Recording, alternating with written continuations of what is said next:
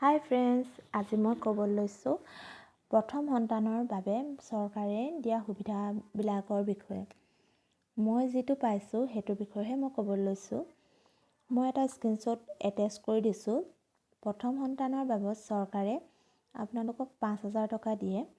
সেয়া হৈছে আপুনি প্ৰথম গৰ্ভৱতী হোৱাৰ পাছত যেতিয়া দুটা বেজী লয় তেতিয়া 3,000 টকা এটা সোমায় আৰু বেজী দিয়া কাৰ্ড এখন।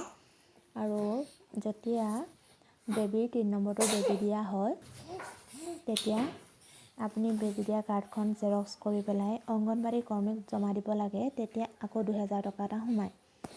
আপুনি যেতিয়া বেজী দিয়া কাৰ্ডখন বনাব তেতিয়া আপুনি লগালগে ঘৰৰ ওচৰৰ অংগনবাড়ী কেন্দ্ৰত আপুনি নিজৰ নামটো লিখাই ল'ব।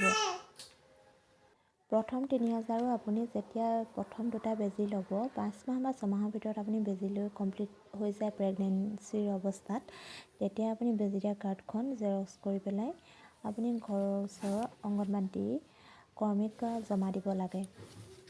আৰু এই বেজী দিয়া কাৰ্ডখনতে আপোনাৰ বেবীক কেনেদৰে যতন ল'ব লাগে, 6 মাহৰ পৰা কেনেদৰে খাদ্য খুৱাব লাগে সকলোবিলাক উল্লেখ থাকে।